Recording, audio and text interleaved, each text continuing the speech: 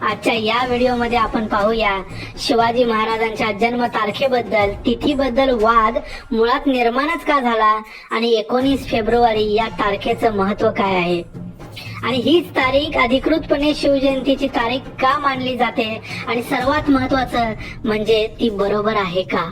शिवशाही नंतर पेशवाई आणि पेशवाईमध्ये शेवटी अंधकारमय अशी उत्तर पेशवाई संपल्यानंतर हा संपूर्ण देश पारतंत्र्यात गेला. आपलं स्वत्वच तो हरवून बसला आणि 100-150 वर्षाची एक अंधारी रात्रच जणू पसरून राहिली. 1896 साली लोकमान्य टिळकांना लक्षात आलं की इथल्या माणसाला जर स्वातंत्र्यासाठी प्रेरित करायचं असेल तर छत्रपती शिवाजी महाराजांच्याकडून प्रेरणा घेतली पाहिजे आणि त्यासाठी शिवजयंतीचा उत्सव साजरा केला पाहिजे. तेव्हा पहिल्यांदा हा प्रश्न उभा राहिला की शिवजयंती साजरी करायची तर ती कोणत्या तिथीला किंवा कोणत्या तारखेला साजरी करायची. लोकमान्य टिळक हे स्वतः ज्योतिषशास्त्राचे, इतिहासाचे गाढे अभ्यासक होते. तेव्हा उपलब्ध असणाऱ्या कागदपत्रांवरून आणि बखरींवरून लोकमान्य टिळकांनीच वैशाख शुद्ध प्रतिपदा गुरुवार शके 1549 म्हणजे 6 एप्रिल 1627 ही तारीख शोधून काढली आणि हीच तारीख त्यानंतर शिवजयंतीची अधिकृत तारीख म्हणून महाराष्ट्रभर साजरी केली जाऊ लागली.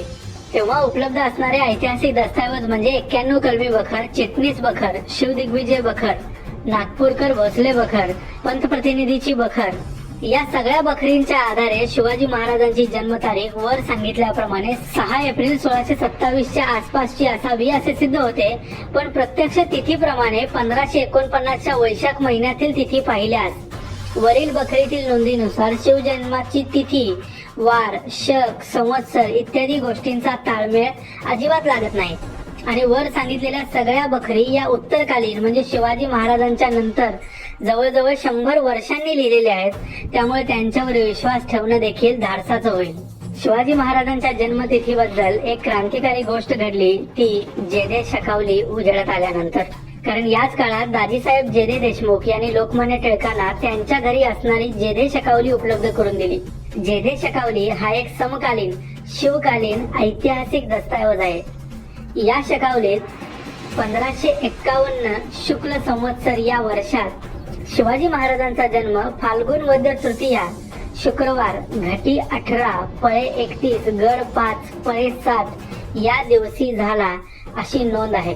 म्हणजेच 19 फेब्रुवारी 1630 रोजी शिवाजी महाराजांचा जन्म झाला असे जेधे शकावली सांगते. ही शकावली समकालीन असल्यामुळे लोकमान्य टिळकांनीच आता ही नवीन जन्मतिथी मान्य केली. त्यानंतर पुढच्या काहीच वर्षात अनेक शकावल्या उजेडात आल्या आणि सर्वात महत्वाची गोष्ट झाली ती म्हणजे कवींद्र परमानंद कृत शिवभारत, जे शिवाजी महाराजांच्या संमतीनेच लिहिलं होतं असा ग्रंथ प्रकाशात आला, ज्यामध्ये पुन्हा एकदा जेधे शकावली मध्येच सांगितलेली तिथी पुन्हा एकदा सांगितली गेली आहे.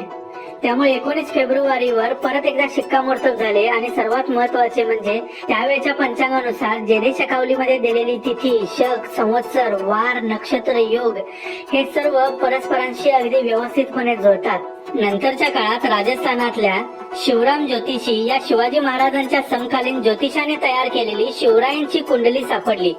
याशिवाय आणखी 2 कुंडल्या उदयपूर संस्थानातील बनेडा गावी तर बिकानेरच्या फोर्ट लायब्ररीत सापडल्या.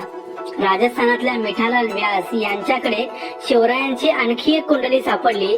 तसेच बिकानेर कुंडली, बनेडा कुंडली तसेच शिवाजी महाराजांच्या राज्याभिषेक समयी तयार केलेली राज्याभिषेक कुंडली यांच्या साह्याने देखील पाहिली असता शिवरायांची जन्मतिथी जेधे शकावली प्रमाणे दिलेली असून त्यांची तारीख 19 फेब्रुवारी हीच येते.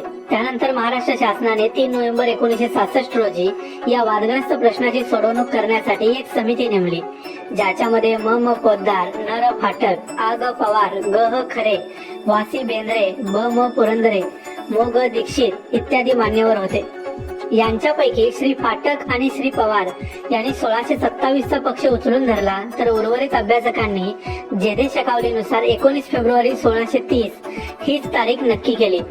पण या मुद्द्यावर एकमत न झाल्याने समारंभाच्या सोयीसाठी म्हणून महाराष्ट्र शासनाने 6 एप्रिल 1627 ही जुनीच पद्धत चालू ठेवण्याचा निर्णय घेतला. सरकारच्या अशा निर्णयामुळे आता 2 ऐवजी शिवजयंतीचे 3 उत्सव साजरे व्हायला सुरुवात झाली. एक 19 फेब्रुवारीला शिवजयंती साजरे करणाऱ्यांची शिवजयंती दुसरी जुन्या पद्धतीने 6 एप्रिलला आणि तिसरी शिवजयंती म्हणजे ज्या दिवशी फाल्गुन वद्य तृतीया असेल त्या दिवशी शिवजयंती साजरी करणाऱ्यांची शिवजयंती. नंतरच्या काळातल्या आधुनिक इतिहासकारांनी मात्र जयदेव शकावली, दास पंचायतन शकावली, राज्याभिषेक शकावली, शिव भारत आणि शिवाजी महाराजांच्या राजस्थान आणि इतर ठिकाणी सापडलेल्या समकालीन आणि शिवकालीन कुंडल्या यांच्यानुसार 19 फेब्रुवारी हीच तारीख शिवजन्माची अधिकृत तारीख म्हणून स्वीकारलेली दिसते. मराठा सेवा संघ आणि इतर काही संघटना यांच्या प्रयत्नामुळे अखेर डिसेंबर 2000 मध्ये महाराष्ट्र कॅबिनेटने निर्णय घेतला की शिवजयंती 19 फेब्रुवारी या दिवशीच साजरी केली जाईल. त्याप्रमाणे पहिली शिवजयंती 19 फेब्रुवारी 2001 रोजी साजरी केली गेली आणि त्याचप्रमाणे आज देखील मोठ्या प्रमाणावर 19 फेब्रुवारीलाच शिवजयंती महाराष्ट्रभर साजरी केली जाते. पण तरीही काही गट संघटना अजूनही आपल्या मनाप्रमाणे वेगवेगळ्या तिथीला किंवा तारखेला शिवजयंती साजरी करतात. पण अजून ही शिवजयंती तारखेप्रमाणे साजरी करायची की तिथीप्रमाणे हा वाद आहेच. शिवजयंती तिथीप्रमाणे साजरी न करता इंग्रजी कॅलेंडर प्रमाणे साजरी करण्यावर काहींचा आक्षेप आहे. पण आजच्या जीवनात आपण आपल्या आयुष्यातल्या प्रत्येक घटना घडामोडीसाठी इंग्रजी कॅलेंडर वापरतो. त्याच वेळी 19 फेब्रुवारी ही सरकारने मान्य केलेली, इतिहासकारांनी मान्य केलेली आणि पुराव्यासह सिद्ध झालेली तारीख असताना आपण तिथीचा आग्रह धरून शिवजन्माच्या तारखेबद्दलचा घोळ आणि गोंधळ कायम ठेवण्यात काय हाशील आहे. त्यामुळे सर्व प्रकारचे वाद टाळून सर्वांनी एकत्र येऊन शिवजयंती तारखेप्रमाणे 19 फेब्रुवारीला साजरी केली जावी असं आम्हाला वाटतं.